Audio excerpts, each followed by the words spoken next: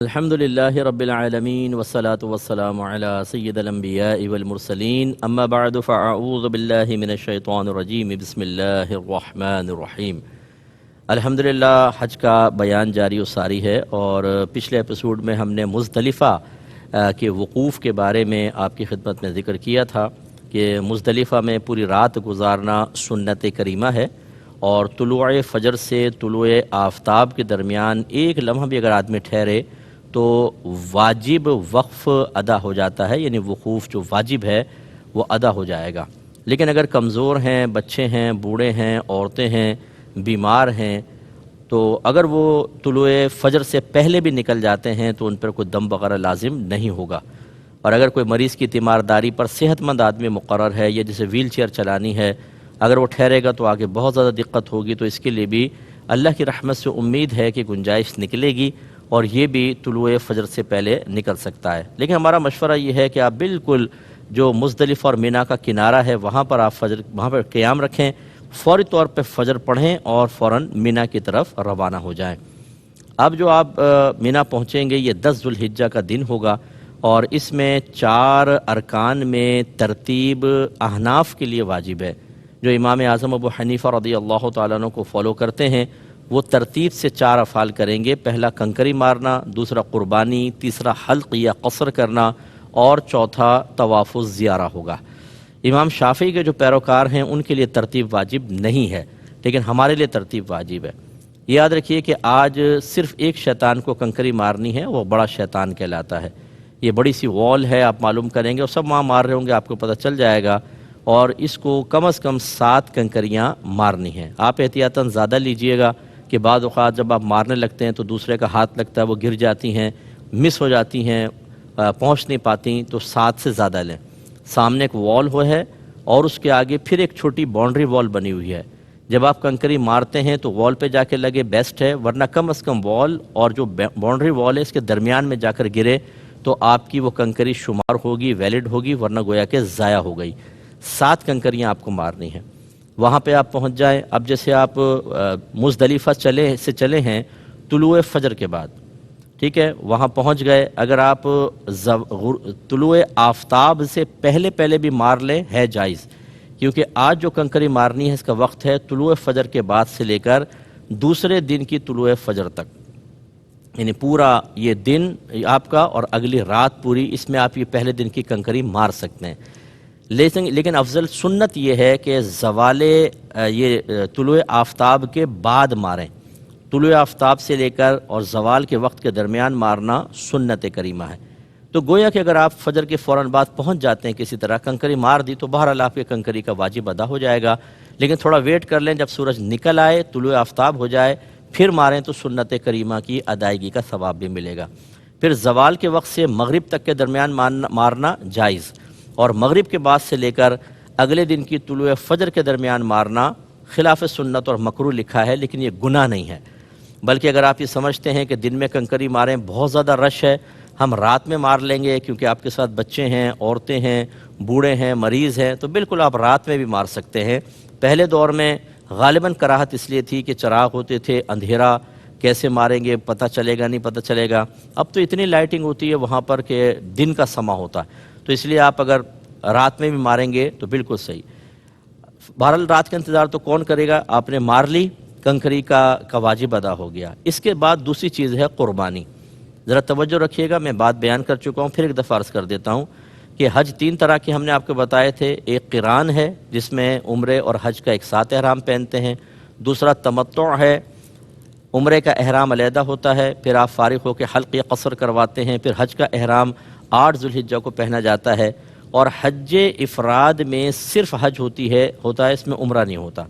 اب یاد رکھیں جو حج قران یا حج تمتع کرنے والے ہیں ان پر اس دن کی قربانی واجب ہے، اور یہ حج کے شکرانے کے طور پر ہے، یہ عید الاضحیٰ والی قربانی نہیں ہے۔ لہٰذا اگر کوئی غریب بھی ہے، شرعی فقیر بھی ہے، اس پر بھی یہ قربانی واجب ہے، کیونکہ یہ نصاب وغیرہ نہیں دیکھا جاتا، یہ تو حج کے شکرانے کی ہے جو حاجی پر لازم ہوتی ہے، جبکہ مفرد پر قربانی واجب نہیں ہے۔ وہ کرے گا تو مستحب ہے، نہیں کرے گا تو کوئی گناہگار نہیں ہوگا۔ اس سے یہ نتیجہ بھی نکل آیا کہ جو ہم نے کہا کہ ترتیب واجب ہے، تو جو حج قران حج تمتع کرنے والے ہیں ان کے لیے ترتیب یہ ہے کہ پہلے رمیے کی کنکری ماری، پھر قربانی، پھر حلق قصر، پھر طواف الزیارہ۔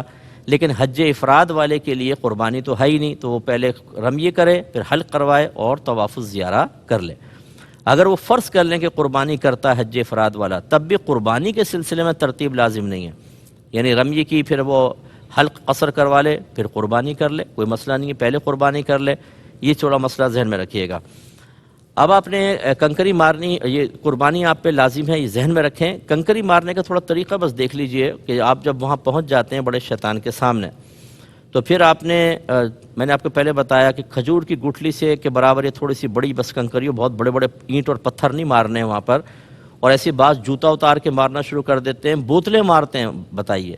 تو یہ بیچاری نادانی کی بات ہے۔ تو ابراہیم علیہ السلام کی سنت ادا کرنی تھی کہ جب آپ نے حضرت اسماعیل علیہ السلام کو ذبح کرنے کا ارادہ فرمایا منی میں، تو شیطان نے آ کر مداخلت بیجا کی کوشش کی، تو آپ نے کنکری اٹھا کے اس کو ماری تھی۔ وہ سنت ہم پوری کر رہے ہیں۔ اب کوئی حقیقی شیطان کوئی موجود ہے نہ، وہ دیوار کوئی شیطان ہے، وہ لوگ اس کو اس طرح کرتے ہیں۔ بہرحال تو تقریباً 7 یا 8 فٹ کے فاصلے پہ کھڑے ہو جائیں، اور سیدھے ہاتھ سے کنکری مارنا سنت کریمہ ہے، اور یہ شہادت کی انگلی اور انگوٹھے سے ہمیں پتھر کو پکڑنا ہے۔ یہ پکڑنے کے بعد تھوڑا سا اونچا ہاتھ اٹھائیں اس طرح، اور ہر کنکری کو مارتے ہوئے بسم اللہ اللہ اکبر کہیں۔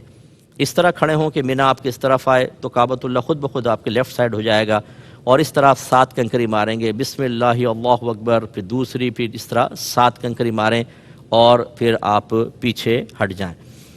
یہ یاد رکھیے کہ آپ تلبیہ پڑھ رہے تھے، ہم نے آپ کو بتایا تھا کہ حالت احرام میں تلبیہ سب سے افضل ذکر ہے، لبیک اللہم لبیک، لیکن جیسے آپ پہلی کنکری مارتے ہیں تو تلبیہ موقوف ہو جائے گا۔ دوسری بات یہ ہے کہ آپ جب کنکری مار چکے تو پھر وہاں پہ خواہ نہ ٹھہریں کہ بیٹھ کے آپ نظارہ کر رہے ہیں، آپ پیچھے آ جائیں۔ اور تیسری چیز یہ ہے کہ خواتین اپنی رمی خود کریں گی۔ عورت ہونا اس رش کی وجہ سے رمی کو معاف نہیں کر دے گا یا معاف نہیں کروا دے گا۔ بعض خواتین کہتی ہیں ہم نے اپنے شوہر کو کہہ دیا وہ کر دیں گی۔ یاد رکھیں آپ پہ دم واجب ہو جائے گا، بکرا یا دمبا ذبح کرنا واجب ہے۔ یہ صرف اس کے لیے رعایت ہو سکتی ہے جو بہت ہی بیمار ہے، وہاں نہیں جا سکتا، یا ویل چیئر کے اوپر ہے اور رش اتنا زیادہ ہے کہ ویل چیئر قریب جا ہی نہیں سکتی ہے۔ اس کا کوئی پھر محرم وکیل بن جائے، یا کوئی بھی شخص محرم ضروری نہیں ہے، وکیل بن جائے اور وہ جا کے ان کی طرف سے کنکری مارے۔ ایسے چھوٹے نابالغ بچے کہ ان کا وہاں رش میں پس جانے کا امکان ہے، ان کی طرف سے بڑے کنکری مار سکتے ہیں۔ لیکن یہ جو ہم نے آج معاملہ بنا لیا کہ عورتیں کہتی ہیں ہم نہیں جا رہے، تم مار لو، بڑا رش ہے، اور جا کے شوہر صاحب نے کنکری ماری، یاد رکھے دم لازم ہو جائے گا۔ ہاں اگر یہ کسی کو مسئلہ پتہ چل گیا اور اس نے پھر شوہر کے مارنے کے بعد خود مار لی تو وہ دم ساقط ہو جائے گا، لیکن بالکل نہیں ماری تو دم لازم ہے۔ اب اسلام کی حقانیت کا ایک جیتا جاگتا ثبوت آپ وہاں پر دیکھیں گے۔ جب کنکری ماری جاتی ہے تو ایک آدمی پہلے دن تقریباً 7 کنکری تو مارے گا، لازم سی بات ہے۔ اور اگر فرض کر لیں کہ 25 لاکھ حاجی ہے تو 25 کو 7 سے ملٹیپلائی کریں آپ، 25 لاکھ کو 7 سے، کروڑوں میں بن گئی۔ پھر اگلے دن 7 7 7 21 ماریں گے 25 لاکھ حاجی، پھر تیسرے دن اتنی ماریں گے۔ آپ ان کنکریوں کا حساب کریں کتنی ہونی چاہیے۔ لیکن صحابہ کرام نے نبی کریم صلی اللہ علیہ وسلم سے پوچھا، یا رسول اللہ جو ہم کنکری مارتے ہیں تو وہ کہاں چلی جاتی ہے، وہ نظر ہی نہیں آتی۔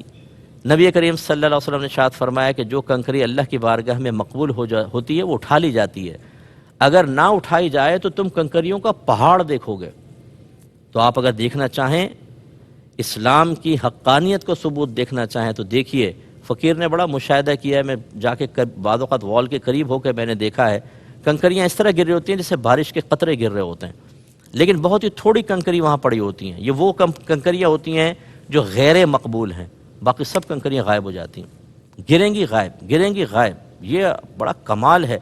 تو خلاصہ کلام یہ ہے کہ نبی کریم صلی اللہ علیہ وسلم نے بتا دیا کہ جو کنکری مقبول ہوتی ہے وہ غائب ہو جاتی ہے، ورنہ تم پہاڑ دیکھو گے۔ بعض اوقات وہاں جوتیوں کے پہاڑ دیکھیں گے آپ، وہ پاؤں سے اتر جاتی ہیں نا، تو وہ سب جمع کر رہے ہوتے ہیں شرطے وغیرہ یا ان کے جو مزدور ہوتے ہیں، پہاڑوں کے برابر نظر آتی ہیں، ایسا اونچا پہاڑ جوتیوں کا، کنکریاں غائب ہیں۔ تو یہ بہت بڑی چیزیں، اس طرح کی چیزوں کو نوٹ کیا کریں تاکہ آپ کا ایمان مضبوط ہو جائے۔ کنکریاں مارنے کے بعد اب اس کے بعد دوسرا کام ہے قربانی۔ اگر آپ حج تمتع حج قران کر رہے ہیں تو آپ کو قربانی کرنی ہوگی۔ اب اس میں مسئلہ یہ ہوتا ہے کہ افضل ترین صورتحال تو یہ ہے کہ اگر کوئی آپ کا جان پہچان والا ہے تو آپ خود سلاٹر ہاؤس چلے جائیں اور وہاں جانور کو اپنے ہاتھ سے ذبح کریں، لیکن یہ بہت مشکل ہوتا ہے، ہر ایک کی جان پہچان ہوتی نہیں ہے۔ یا کم از کم ایسا ہو کہ آپ کوئی آپ کا جان پہچان والا ہے، اسے کہیں کہ تم سلاٹر ہاؤس میں جب قربان کر دو مجھے فون کر دینا تاکہ اس کے بعد حلق یا قصر کریں، یہ بھی کم از کم اطمینان ہے کہ وہ کرنے کے بعد آپ کو فون کر دے گا، لیکن اس تک بھی ہر ایک کی رسائی ہوتی نہیں ہے۔ تیسری صورت یہ ہے کہ آپ سے وہ پیسے ویسے لے لیتے ہیں اور بینک کا ٹوکن دیتے ہیں کہ ٹھیک ہے آپ کی قربانی ہو جائے گی، اور پھر آپ کو وقت بتایا جاتا ہے کہ فلاں وقت میں قربانی ہوگی۔ یہ بہرحال لوگوں کے لیے آسانی کے لیے تو ہم یہ کہیں گے جو آپ کو وقت بتایا اس کو آپ یقین کر لیں اور اس کے بعد آپ حلقے قصر کر سکتے ہیں۔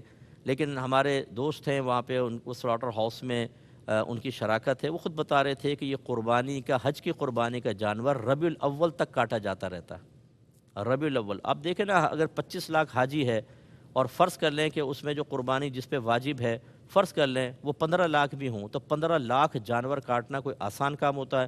کیا وہ ایک ہی دن کٹ جائے گا؟ وہ ایسی ہوتا ہے کہ وہاں ہو گیا، آپ کا کٹ گیا، جانور کھڑا ہوا ہے اور بعد میں کر رہے ہیں۔ لیکن چونکہ حج کرنے والے کو معلوم نہیں کہ یہ صحیح کہہ رہے ہیں کہ نہیں، تو وہ یقین کرنے میں کوئی حرج نہیں ہے۔ آپ کو اطلاع مل جائے تو 2 ارکان آپ کے پورے ہو گئے، ایک آپ نے رمیے کی اور دوسرا قربانی۔ اب تیسرا حلق یا قصر کروانا ہے۔ میں نے آپ کو پہلے بھی بتا دیا تھا کہ جب انسان حالت احرام سے باہر آنے لگے تو اس وقت محرم بھی ایک دوسرے کے بال کاٹ سکتے ہیں۔ اب فرض کر لیں کہ اگر کسی نے پہلی ٹنڈ کروائی ہوئی ہے یا گنج پیدا ہو جاتا ہے، بال ہی غائب ہو جاتے ہیں، تو اس پر بھی بس صرف آپ تھوڑا سا سیفٹی ریزر پھیر لیں پورے سر کے اوپر تو آپ کے بال کاٹنے کی یہ حلق کی سنت ادا ہو جائے گی، کیونکہ جب محل ہی موجود نہیں ہے، آپ مجبور ہیں، تو یہ ہو جائے گا۔ یا چھوٹے چھوٹے بال ہیں تو بس سیفٹی ریزر پھیر دیں ایک دوسرے کے، ہو جائے گا۔ اور اگر بڑے بال ہیں تو مشین وغیرہ سے کر سکتے ہیں۔ اور لیکن اس میں پھر وہ اعادہ کر دیتا ہوں، دہرا دیتا ہوں کہ حلق یا قصر کا مطلب، حلق کا مطلب ہوتا ہے پورا سر منڈانا، اور قصر کا مطلب ہوتا ہے پورے سر کے کم از کم 1/4 کے بال کٹوانا، 1/4 ایک پورے کے برابر پورے سر کے بال کٹوانا، یا کم از کم سر کے 1/4 کے بال پورے کے برابر کٹوانا۔ اب ہوتا کیا ہے، بس یہ زلف پکڑی، یہاں سے کٹ مار لیا۔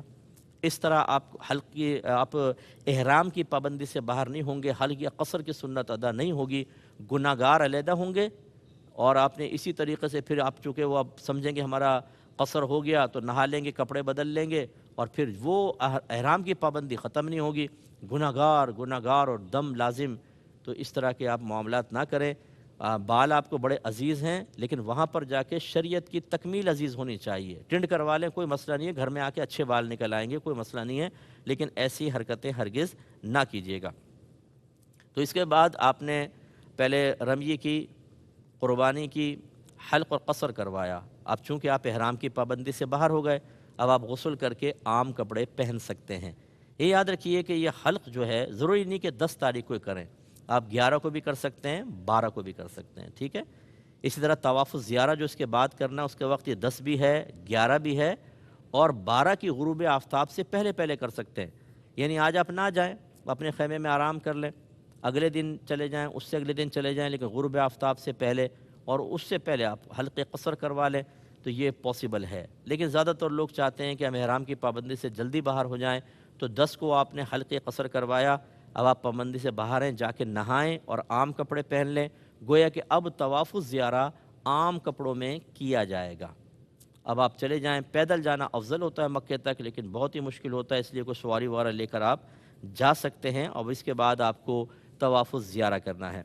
اور اگر آپ کو یاد ہو تو ہم نے یہ پہلے گزارش کی تھی کہ اگر آپ حج قران کر رہے ہیں تو عمرہ کرنے کے بعد آپ ایک طواف کریں گے، جس کو جو سنت ہوتا ہے طواف قدوم کہتے ہیں، آپ وہ کریں اور اسی میں رمل بھی کر لیں اور سعی کر لیں، اس ارادے سے کہ طواف الزیارہ کی میں ابھی رمل اور سعی ابھی کر رہا ہوں، تو پھر آپ کو اس وقت طواف الزیارہ کے ساتھ اس کے کرنے کی حاجت نہیں ہوگی۔ ایسے جو حج تمتع کرنے والے ہیں وہ جب 8 ذو الحجہ کو حج کا احرام پہنے تو ایک نفلی طواف کر لیں، جا کر اس نفلی طواف میں اتباع، رمل اور بعد میں سعی کر لیں، تو انہیں طواف الزیارہ کے بعد اس کی حاجت نہیں رہے گی۔ اگر کوئی حج افراد کر رہا ہے تو حج افراد کرنے والے کے لیے جب وہ داخل ہوتا ہے تو اسے طواف کرنا ہوتا ہے، اس کو طواف قدوم کہتے ہیں، وہ اس طواف میں وہ یہ کر لے، تو اس کو پھر طواف الزیارہ کے بعد اس کی حاجت نہیں ہوگی۔ اگر آپ ہمارا مشورہ مانیں گے 10 کو آپ وہاں جائیں گے تو پھر آپ دعائیں دیں گے کہ واقعی یہ بہت اچھا ہوا کہ ہم نے پہلے کر لیا، کیونکہ رش اتنا ہوتا ہے کہ کچھ انتہا نہیں۔ اب آپ کو طواف الزیارہ کرنا ہے، یہ حج کا دوسرا رکن ہوتا ہے، فرض ہوتا ہے۔ اگر طواف نہ کریں تو آپ کا حج ہی کمپلیٹ نہیں ہوگا، اور یاد رکھیں یعنی حج مکمل نہیں ہوگا۔ وقوف عرفہ تو آپ نے کر لیا، اور اگر یہ آپ جب تک طواف نہیں کرتے عورتیں شوہروں پر حلال نہ ہوں گی، تو لہٰذا اب آپ کو یہ طواف کرنا ہے، اور یہ طواف یقینی سی بات ہے کہ باوضو حالت میں کرنا ہوگا، جیسے ہم نے آپ کو پہلے بتایا۔ اسی طرح جنابت یا حالت حیض و نفاس نہیں ہونی چاہیے۔ اب یہاں بعض اوقات صورتحال یہ ہوتی ہے کہ بعض بہنوں کے حیض کے ایام ہوتے ہیں، آ جاتے ہیں، اب وہ کیا کریں؟ اور معاملہ بھی ایسا ہوتا ہے کہ ان کے فلائٹ کا ٹائم مخصوص ہوتا ہے، وہ ڈیلے نہیں کر سکتے۔ دیکھیں اگر تو ہماری بہنیں کر سکیں کہ 10 کو نہ کریں، آپ کو امید ہے 11 کو میرا حیض بند ہو جائے گا یا 12 کی ابتدا میں بند ہو جائے گا، تو پھر تو ویٹ کریں اور آپ پھر طواف زیارہ پاکی کی حالت میں کریں۔ لیکن اگر یقین ہے کہ نہیں حیض ختم نہیں ہوگا اور فلائٹ کا ٹائم بھی مخصوص ہے اور آپ کو کرنا ہی ہے، تو پھر اسی حالت میں آپ طواف زیارہ کر لیں حالت حیض میں۔ لیکن اس میں آپ کو بدنہ دینا ہوگا۔ بدنہ کہتے ہیں اونٹ یا گائے، اور یہ حدود حرم میں ذبح کرنی ہوگی، آپ کو گھر آ کے ذبح نہیں کر سکتے۔ یاد رکھیں جہاں پر بھی دم لازم ہوتا ہے یا بدنہ لازم ہوتا ہے، یعنی اونٹ یا گائے ذبح کرنی ہو، تو حدود حرم میں ذبح کرنی ہوگی، تو یہ کفارہ ہو جائے گا۔ اب مثال کے طور پہ ایک بہن کی فلائٹ مخصوص تھی، انہوں نے اسی حالت میں طواف کیا، 10 تاریخ کو بدنہ لازم ہو گیا، لیکن پتہ چلا بعد میں کہ فلائٹ لیٹ ہو گئی ہے، تو اب یہ دوبارہ جا کے یعنی پاک، اور فرض کر لیں 11 کو پاک ہو گئی، پاک ہو کر اگر یہ دوبارہ دہرا لیتی ہیں 12 سے پہلے بدنہ ساقط ہو جائے گا۔ لیکن اگر 12 کے بعد کریں گی تو بدنہ ساقط ہوگا، دم اب بھی دینا ہوگا 12 کے بعد۔ یہ بات 2-3 دفعہ سن لیجئے گا۔ اللہ تعالیٰ سے دعا ہے کہ ہمیں سمجھنے کی توفیق عطا فرمائے۔ آمین۔ وآخر دعوانا ان الحمدللہ رب العالمین۔